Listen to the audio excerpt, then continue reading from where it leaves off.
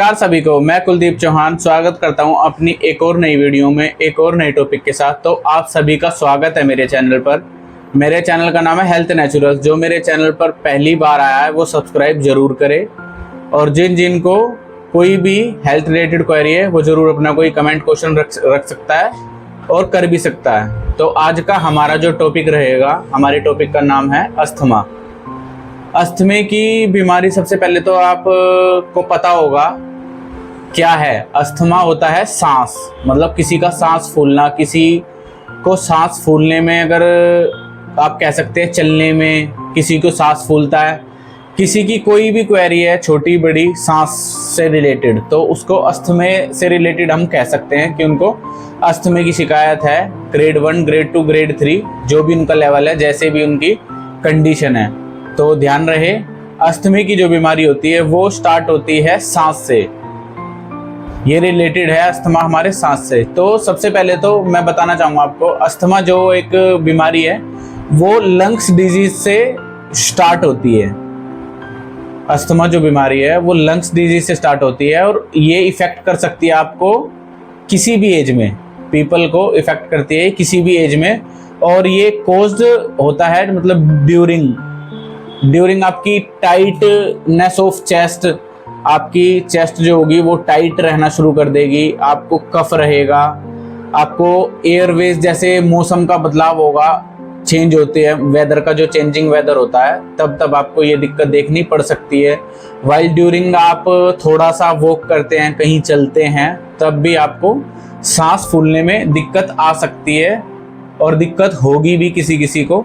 तो जिनको ऐसी कोई भी दिक्कत है तो वो अपना ध्यान रखें इस चीज़ से, उनको अस्थमे की शिकायत हो सकती है। एक हिंदी भाषा में हम बोल सकते हैं, हिंदी लैंग्वेज में दमा भी उसे बोला जाता है। तो सांस से रिलेटेड जो भी आपकी बीमारी है वो अस्थमे के अंदर ही काउंट होती है, क्योंकि अस्थमे के जो टाइप्स है वो कम से कम 7 टाइप्स अस्थमा है। तो वो डिपेंड्स करता है आपकी बॉडी की, आपकी बॉडी को किस टाइप का अस्थमा है और कैसे है। जब आप सांस लेते हैं तो आपकी जो चेस्ट है उस पर टाइटनेस आपको महसूस होती होगी कि हाँ, एक हार्डनेस ऑफ ब्रेथ है या फिर हार्डनेस ऑफ चेस्ट।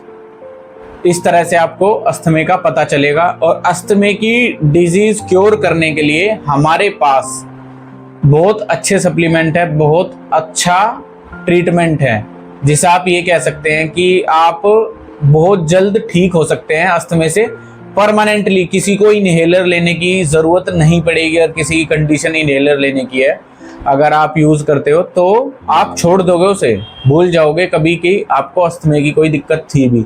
क्योंकि हमारी जो थेरेपी है या हमारा जो ट्रीटमेंट है वो रूट्स पे काम करता है, और वो भी वेन्स पे काम करता है। तो डायरेक्ट हम उस पॉइंट को हीलिंग करेंगे जिस पॉइंट पे आपके सेंसेशन तेज होगी। अस्थमे के पॉइंट पे आपके सेंसेशन तेज होगी कि आपको अस्थमे की दिक्कत है, तो हम 53 नंबर जो अस्थमे का है, हम डायरेक्ट उसको हीलिंग देंगे। रूट्स पे आपकी वो डिजीज उस ऑर्गन्स पे काम करेगी, उस पर्टिकुलरली जो आपका ऑर्गन है 53 नंबर, जैसे अस्थमा का है तो वो उसी ऑर्गन पे काम करेगी और आपको रिलीफ देगी। इवन 5th डे से आपको फर्क लगना महसूस हो जाएगा। आप ये कहोगे कि हाँ, रिलीफ तो है।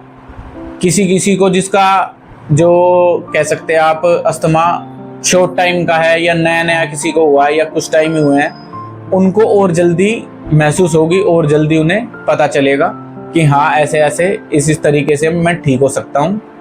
तो ध्यान रहे, इस चीज़ को आपको ज़रूर शेयर करना है, इस वीडियो को, उनके लिए जिनको अस्थमेटिक प्रॉब्लम है, जिनको सांस से रिलेटेड प्रॉब्लम है। जैसे किसी के बैड वेदर, आप ये भी कह सकते हैं, कोजेज ऑफ अस्थमा बोलते हैं हम इन्हें। जैसे अगर किसी का बैड वेदर में, जैसे चेंजिंग ऑफ वेदर होता है, ड्राई या फिर वेट या फिर कोल्ड, इस तरह से, या फिर फूड की फ्रेगनेंस आप कह सकते हैं, जैसे फूड की फ्रेगनेंस आती है, खुशबू आती है फूड की, तब भी किसी को अचानक से क्या होता है कि खांसी उठी, टाइटनेस हुई चेस्ट में, और आपको सांस में लेने में दिक्कत होने लगी, काफ़ी लंबी सांस आने लगी, या सीढ़ियाँ चढ़ते टाइम आने लगी। तो इस तरह से आपको अस्थमे का पता चलेगा। सबसे मेन चीज़ आपकी क्या है, जब आप क्या करोगे, अगर आपका ट्रीटमेंट अस्थमे का कहीं से नहीं हो पा रहा है तो आप सोचते होंगे कि इसका तो इलाज परमानेंट कुछ है ही नहीं, मैं तो पंप लेता रहूंगा, चलता रहूंगा, बट यकीनन हम आपका पंप छुड़ा सकते हैं। 100% श्योर, मैं 100% श्योर हूँ। मेरे पास से ऐसे 4 से 5 पेशेंट ठीक होके जा चुके हैं, जो कि मैं आपको बताऊंगा, दिखाऊंगा, वीडियो भी डालूंगा, शॉर्ट्स भी डाल दूंगा अपने चैनल पर। तो आप मुझे फॉलो करना ना भूलें, सब्सक्राइब करना ना भूलें। याद रहे, आपके हेल्थ से रिलेटेड मेरे पास टोटली भंडार है। हर चीज आपको मिलेगी हमारे पास से। ठीक होने के लिए हर चीज का इलाज है हमारे पास विद जेन्युइन तरीके से, जिससे आपको ना कभी कोई साइड इफेक्ट होगा, ना कभी कोई भी रिएक्शन होगा किसी भी चीज का। तो टाइप ऑफ अस्थमा के हम बात कर रहे थे, कितने टाइप है अस्थमा के। एलर्जिक अस्थमा सबसे पहले तो हमारा, उसके बाद हमारा अस्थमा है कफ वेरिएंट अस्थमा, उसके बाद आता है हमारा एक्सरसाइज इंक्लूडेड अस्थमा। जैसे कि आप एक्सरसाइज करते हैं तो तब भी आपको अस्थमे की या फिर सांस की जो दिक्कत है वो देखने को मिल सकती है। नाइट टाइम अस्थमा, किसी को रात को सोते टाइम अस्थमा होता है, ना बेड पे लेट गए तो अचानक से आपको खांसी आएगी, तब भी हो सकती है। स्टीरॉइड टाइप अस्थमा, जैसे कि कोई अगर स्टीरॉइड्स यूज करता है कभी किसी एज में, तब भी उसको ये दिक्कत आ सकती है। तो अपना ध्यान रखें इस चीज का।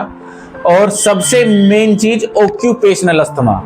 हाँ जी, ऑक्यूपेशनल अस्थमा में क्या होता है, ये चीज आपको मिलेगी फादर से ग्रैंडफादर में, फिर सन में, मतलब पीढ़ी दर पीढ़ी। जैसे आप कह सकते हैं शुगर की बीमारी होती है जो डायबिटीज की, सेम इस तरह से भी देखने को मिल सकती है। तो घबराने की, चिंता करने की कोई बात है ही नहीं। निश्चिंत हो जाओ, बेफिक्र हो जाओ। अस्थमे का हमारे पास 100% जेन्युइन इलाज है। आपको पता चलेगा मेरी इस वीडियो को देखने के बाद कि हाँ, वाकई में जेन्युइन इलाज है हमारे पास। आप चाहे तो ट्राई कर सकते हैं इस चीज को, जो मैं बता रहा हूँ, थेरेपी जो मैं बता रहा हूँ, पॉइंट्स।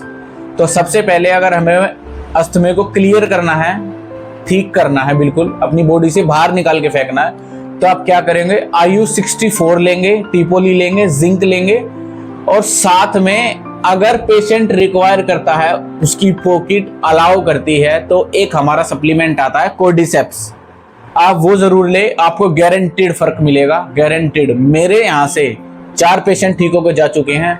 मैं 5 भी नहीं बता रहा, 2 भी नहीं बता रहा, 3 भी नहीं बता रहा, 4 पेशेंट आए थे, चारों के चारों बिल्कुल अभी तक ठीक है, कोई भी दिक्कत नहीं है। करीब उनको 1 साल से ऊपर हो चुका है हमारे हेल्थ सेंटर से ट्रीटमेंट लेके जाते हुए, और बिल्कुल ठीक चल रहे हैं। इवन सांस चढ़ते थे उन्हें, सीढ़ियां चढ़ते उतरते, भागते, थोड़ा सा चलते भी थे ना, अगर यहाँ से वो कर अगर गाड़ी तक भी जाना है आपके, तो भी उनकी सांस ब्रीथिंग प्रॉब्लम होती थी, चेस्ट में टाइटनेस फील होता था उनको। तो ये चीज परमानेंट क्योर कर चुके हैं हम अपने हेल्थ सेंटर से, जो कि हमारा हेल्थ सेंटर दिल्ली में है, हेल्थ नेचुरल्स के नाम से। तो अगर किसी को कोई भी क्वेरी करनी है तो मैं अपना नंबर डाल रहा हूँ, इस पे मुझे जरूर कमेंट करे या मेरे को कॉल कर सकता है। अगर सांस की कोई भी दिक्कत है अस्थमा रिलेटेड, मैं उसको क्योर कर सकता हूँ, ठीक कर सकता हूँ, श्योर।